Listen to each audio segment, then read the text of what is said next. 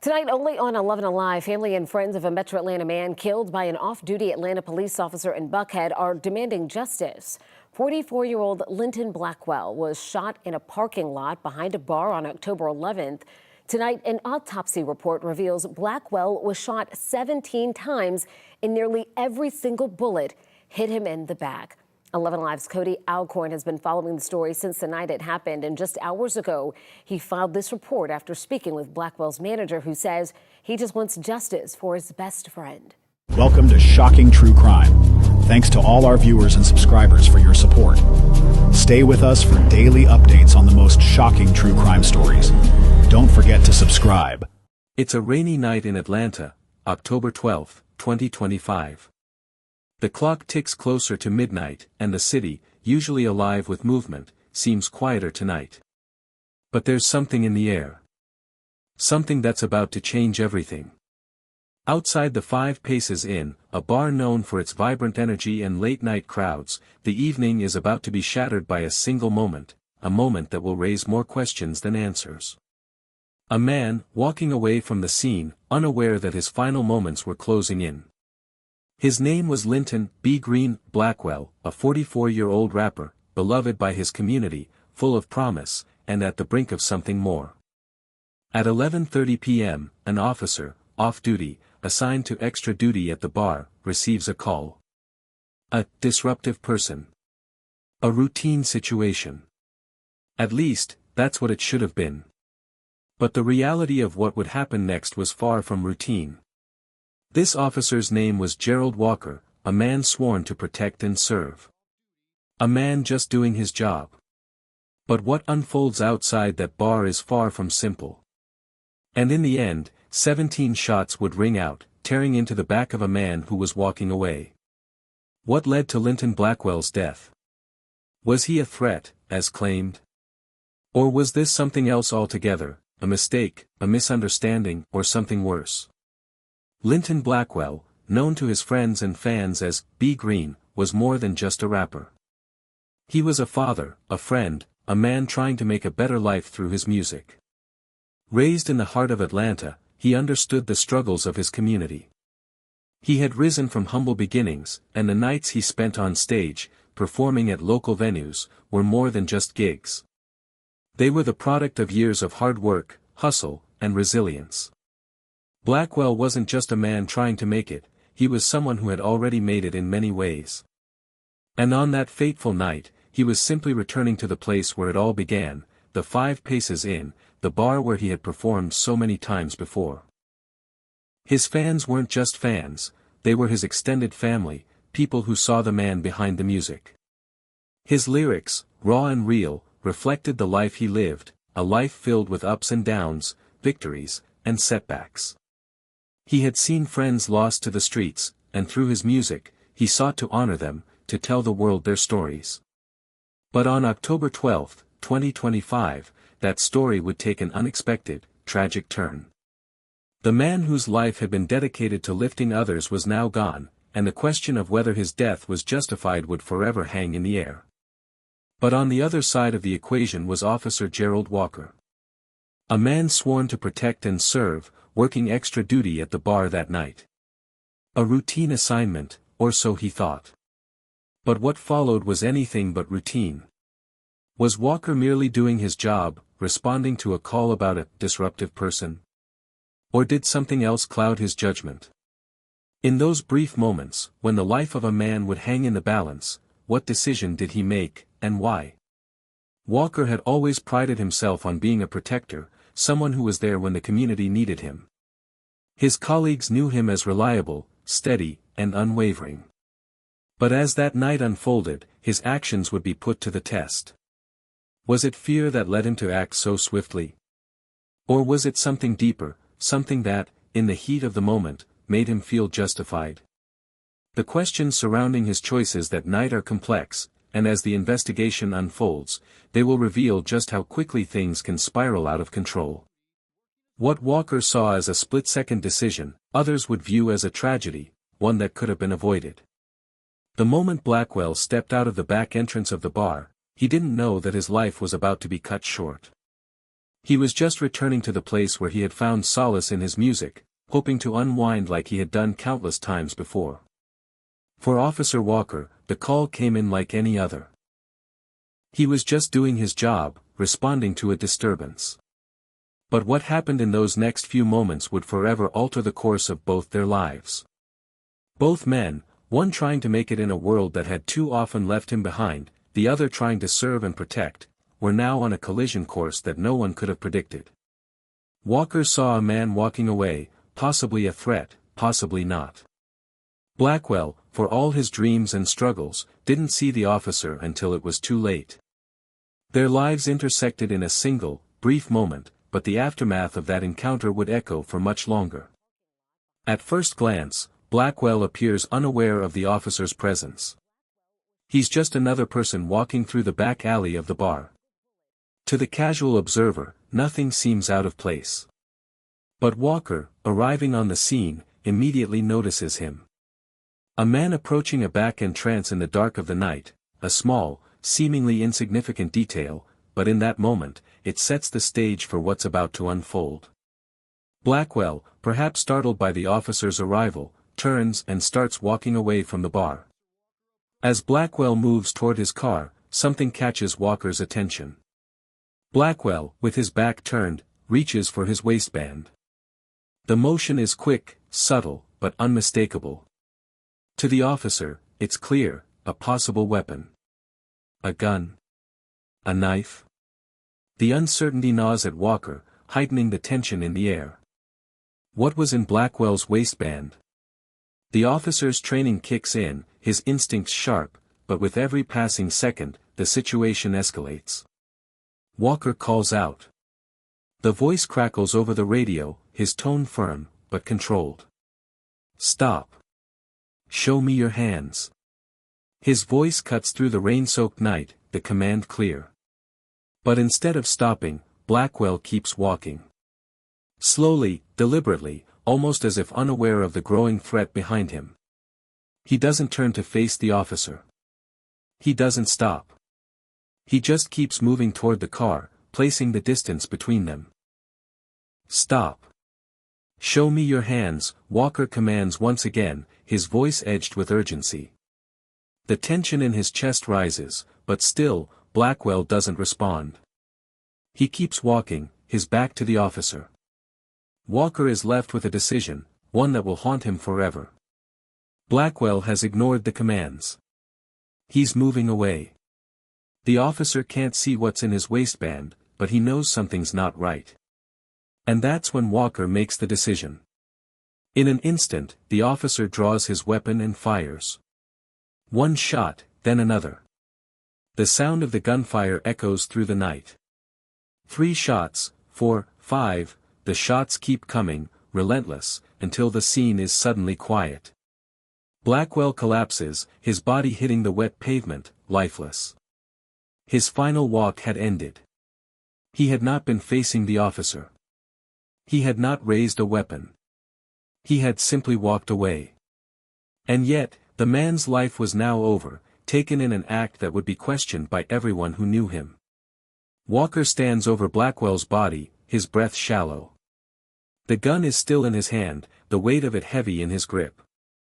There is no immediate satisfaction, no relief, only the realization that a life had just been taken.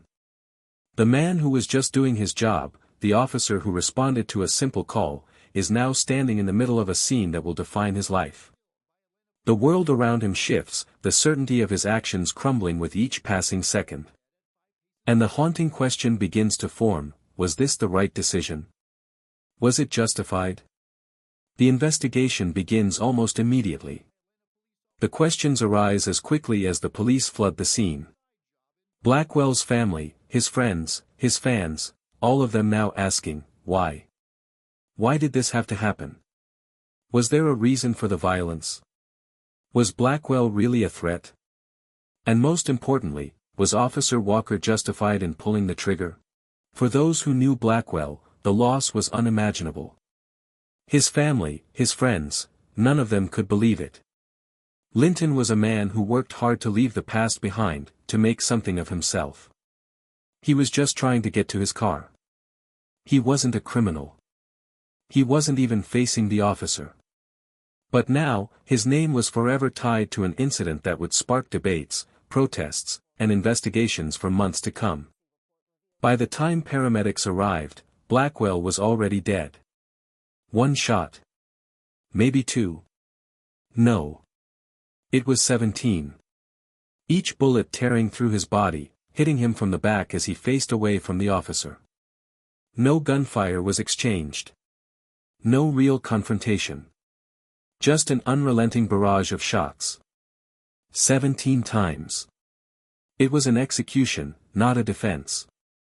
There was no immediate threat, no apparent need for such violence. Blackwell had been walking away, not attacking. Yet, his life was taken in an instant, and the aftermath was one of shock, disbelief, and confusion. For those who knew Linton Blackwell, the news was unimaginable. Friends, family, and fans, all of them struggled to understand how this could happen. Blackwell wasn't a criminal. He wasn't a violent man. He had a family who loved him, a community that supported him. He was a man with a dream that had been taken from him, not by fate, but by the pull of a trigger. His manager, Timothy Coleman, was shattered. How could this happen, he wondered, his voice shaking with disbelief. Not when he was walking away. Not when he wasn't a threat.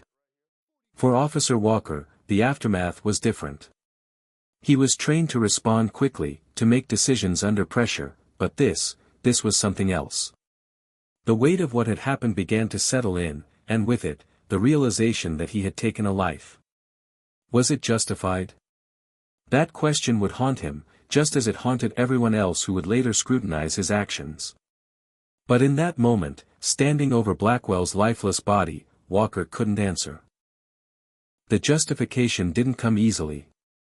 There was no satisfaction, no relief in doing his job. Instead, there was a sense of unease, a recognition that something had gone terribly wrong. The onlookers, those who had witnessed the events unfold, were left shaken. Some didn't know what had happened, others were already piecing the details together. But none of them could understand why Blackwell had been shot the way he was. Why 17 shots? Why did it have to escalate that far? The community's faith in the system was rocked, and what followed was an outpouring of grief, outrage, and confusion.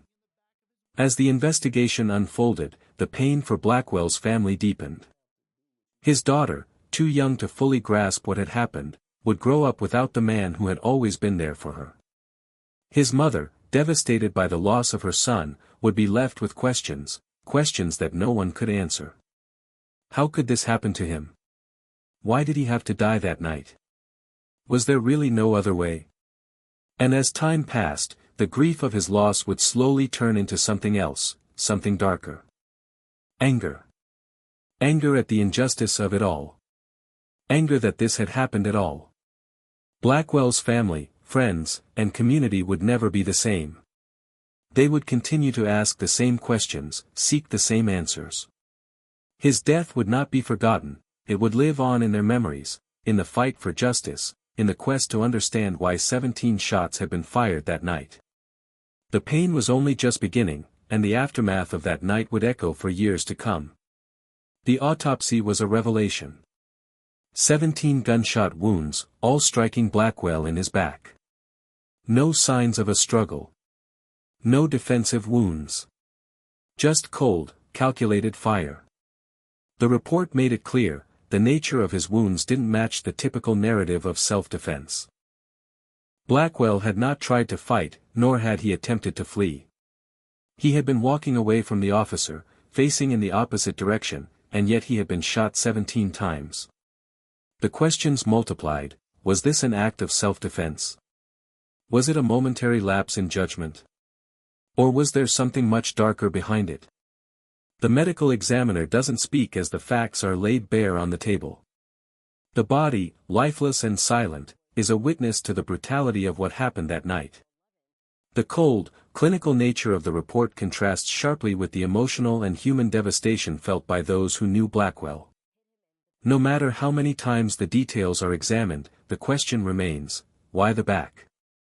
Why fire so many times at a man who wasn't even facing you? The autopsy report provided clarity in some ways, but it also raised new questions, ones that would drive the investigation forward. The GBI, Georgia's top investigative agency, took over the case almost immediately.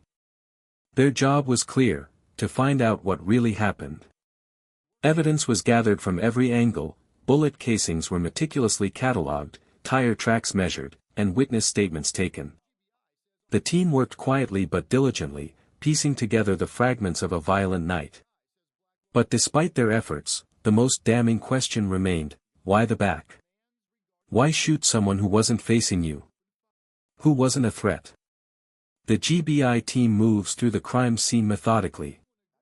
They dust for fingerprints, examine the ground where Blackwell had been standing, and analyze the surrounding area for any other clues. Every corner, every piece of evidence is scrutinized. Yet, despite their thorough investigation, one glaring fact stands out: there's no indication that Blackwell had ever posed a serious threat to Officer Walker. He hadn't raised a weapon. He hadn't turned to fight. All he had done was walk away. Witnesses were questioned, but the accounts varied. Some had seen Blackwell walking away, while others weren't sure what had happened before the shots rang out. No one had witnessed Blackwell making any threatening gestures. He hadn't been facing Officer Walker, and he hadn't shown any signs of aggression. And yet, Walker had opened fire. The conflicting witness testimonies did little to help clarify the situation. Was there more to this encounter than what the eye could see? Was there something that had pushed Officer Walker to react as he did? Meanwhile, Officer Walker was left to explain his actions. Sitting in an interrogation room, his thoughts were clouded. He was asked to recount what had happened that night. The pressure mounted as he struggled to provide clarity. He had acted quickly, in what he believed was a moment of self-defense. But the facts, as they began to emerge, didn't line up with his story. Blackwell hadn't been facing him. He hadn't raised a weapon. He hadn't even turned around in the officer's direction before the shots rang out. Walker's hands trembled slightly as he answered the questions. His words came out in a robotic, mechanical manner, like a man reciting something he had rehearsed over and over. But there was no passion in his voice. There was only confusion. Was he really threatened? Or had his decision to shoot been driven by something else, something unspoken? Fear, panic, and a rush of adrenaline can all cloud one's judgment in moments like these. But Walker's actions, as they were analyzed, seemed to point to a disturbing conclusion: that Blackwell had been shot, not in defense, but in anger. Or perhaps something even more dangerous: a deep, subconscious bias. The gun, a crucial piece of evidence, was examined carefully. It was determined that the weapon had been fired multiple times in quick succession. The speed of the shots, the sheer volume, painted a picture of an officer who had made a quick decision, maybe too quickly. The forensic evidence pointed to a grave error in judgment, but the emotional and psychological factors surrounding that moment were just as important to understand. What had happened in Officer Walker's mind when he fired those 17 shots? As the investigation continued, one thing became clear: the truth was not so simple. Blackwell's death wasn't just a tragedy, it was a puzzle, one that required more than just the pieces of forensic evidence. It required an understanding of the circumstances, the motivations, and the choices made in the heat of the moment. Was Officer Walker justified in his actions, or had something else clouded his judgment? The question, it seemed, would be one that only the truth could answer. But the road to understanding the truth was long, and the answers elusive. Timothy Coleman's outrage echoed across the community. How could someone be killed like this? Blackwell, a man who had worked tirelessly to better himself and help those around him, had been taken in an instant. And yet, to many, the death didn't seem like a tragic accident. It felt like something much darker, something that needed to be understood, not just for Blackwell's sake, but for the sake of a community that had long felt ignored. Was this just another example of a police officer doing his job? Or was there more to the story? Could this have been avoided? The weight of Coleman's words hangs heavy in the air. For him, Blackwell wasn't just a friend or a colleague, he was family. And to see him taken in such a brutal, senseless way was more than just an injustice. It was a violation of everything they had fought for. The frustration in his voice is palpable. There are no easy answers, no comforting words. Just the painful truth that a life had been taken, and the system that was supposed to protect had, instead, failed. As the investigation continued, so did the fight for justice. The community, reeling from the loss of one of their own, began to rally around Blackwell's family. The protests grew louder. The calls for accountability are more urgent. Black Lives Matter, they said, their voices rising above the din of city traffic. But for those who had witnessed the killing, for those who had known Blackwell, it wasn't just about the police shooting, it was about a deeper issue. It was about the way black people were treated, about how too often their lives were treated with disregard, as though their stories didn't matter. The protests were not just about Blackwell, they were about the larger issue of systemic injustice, about a community that felt it was constantly being overlooked, its people constantly under threat. As the marchers moved through the streets of Atlanta, chanting for justice, the message was clear: black lives, and black voices, needed to be heard. The anger in the streets was not just born out of this one shooting. It was a reflection of years of frustration, of incidents like this happening time and time again, with no real consequence for those in power. Was Blackwell just another statistic? Was his death just another example of a system that failed to protect the very people it was designed to serve? Or was this something bigger, a tragedy that would force the world to confront the inequalities that had long existed, right beneath the surface? The protests grew not just in size but in emotion. For those who were part of the community, this was personal. They weren't just fighting for Blackwell, they were fighting for everyone who had been silenced, everyone who had been dismissed, everyone who had ever felt like their lives didn't matter. They marched not only for justice for Blackwell but for the future of their children, for the future of their communities, and for the recognition that black lives, every single one of them, are worth something. As the protests continued, the message spread beyond the streets of Atlanta. News outlets picked up the story, covering the growing calls for justice. Blackwell's name became a rallying cry, a symbol of all the pain, all the loss that had gone unheard for far too long. The media coverage brought attention to the case, but it also deepened the divide. On one side, there were those calling for accountability, for transparency, for answers. On the other, there were those who saw this as just another tragedy, another unfortunate event in an increasingly polarized society. But for the community, the divide wasn't just political, it was personal. For Blackwell's family, the fight for justice was only beginning. His mother, still grappling with the loss of her son, watched the protests unfold on her television screen. There were tears in her eyes, yes, but there was something else too, something that kept her going. It was the same fire that had kept Blackwell pushing forward, no matter the odds. The fire of a mother who would stop at nothing to ensure her son's death wasn't in vain. They couldn't bring him back, but they could ensure that his life, and his death, meant something. That they would fight until the truth was revealed. After months of meticulous investigation, the GBI's work was done. Their findings, now in the hands of the district attorney, would determine the fate of Officer Gerald Walker. Would he face charges for the killing of Linton Blackwell? Or would this case follow the same painful pattern as so many others, brushed aside as yet another tragic but justified use of force by a police officer? For the family, for the community, and for everyone who had been following the case, the next steps were uncertain.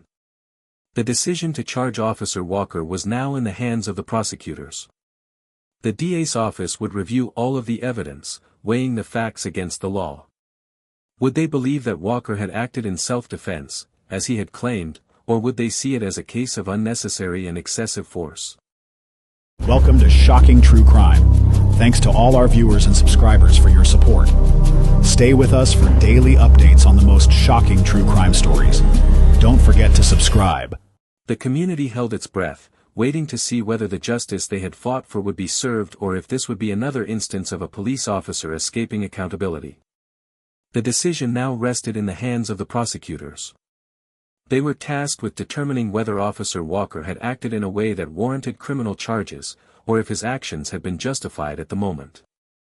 The evidence was clear: Blackwell had been shot 17 times in the back, but was that enough to prove that Walker had committed a crime?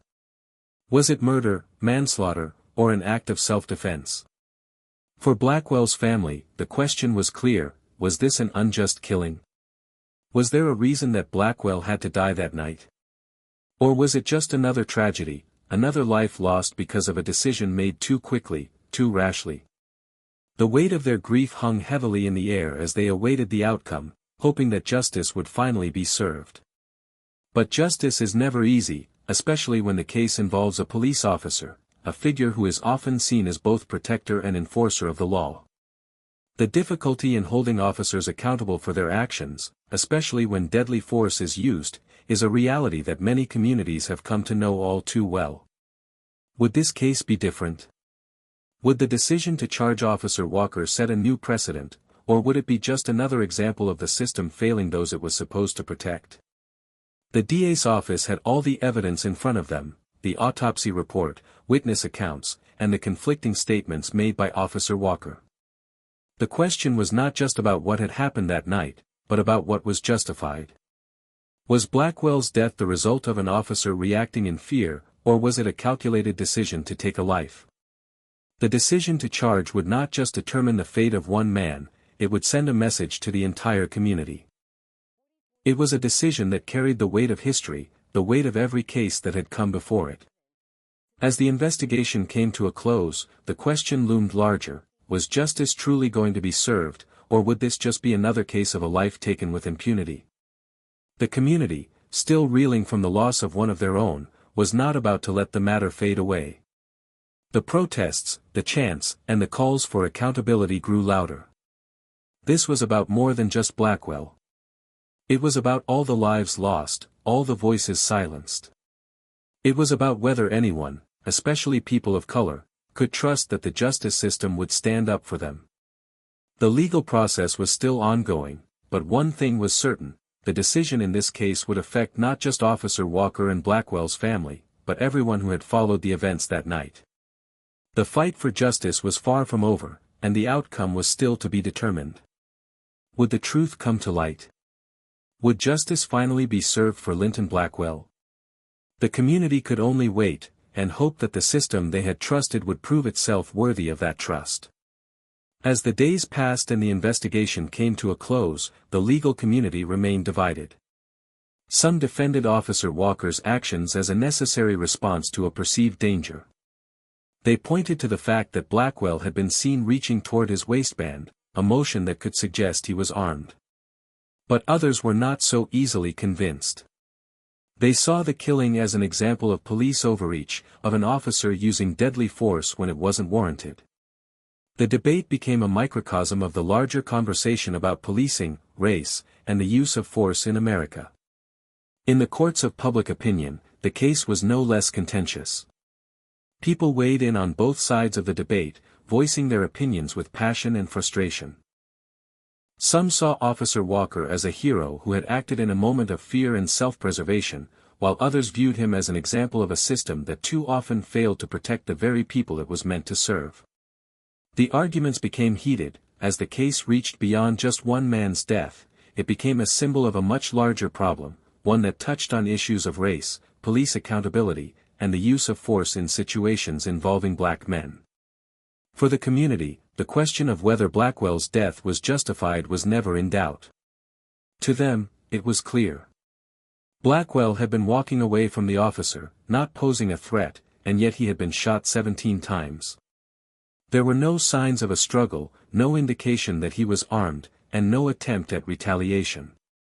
For his family and friends, the killing was nothing short of a tragic mistake, a mistake that had taken the life of a man who had been trying to build something better for himself and his community.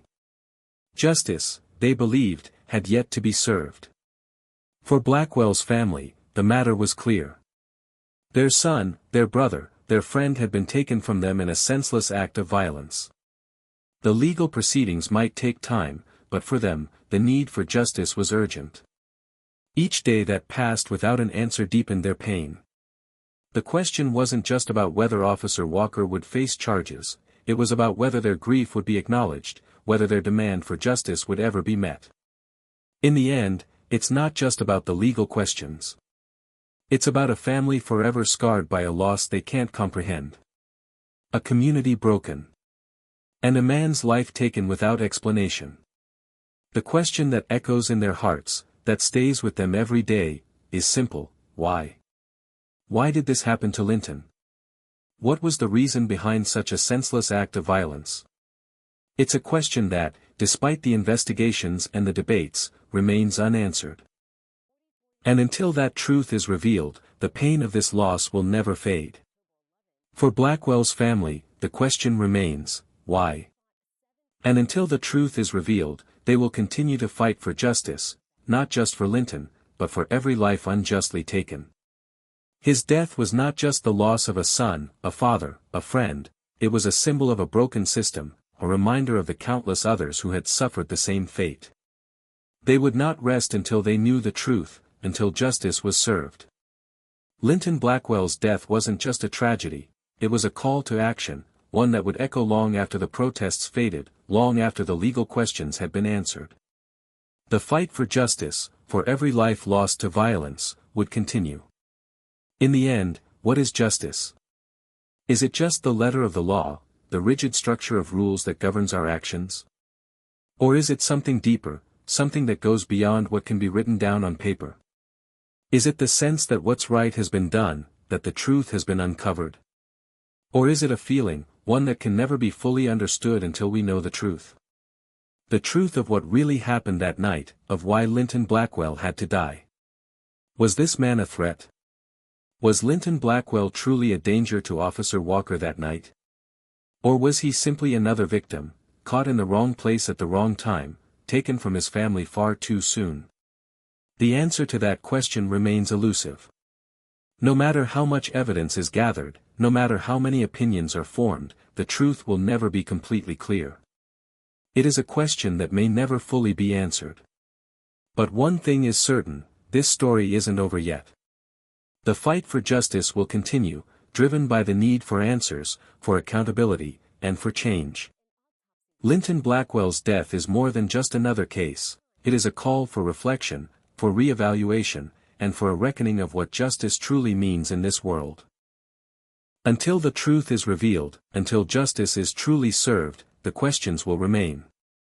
And the story of Linton Blackwell will continue to echo in the hearts of those who loved him, in the streets of his community, and in the minds of all who seek to understand what happened that night. Welcome to Shocking True Crime. Thanks to all our viewers and subscribers for your support. Stay with us for daily updates on the most shocking true crime stories. Don't forget to subscribe.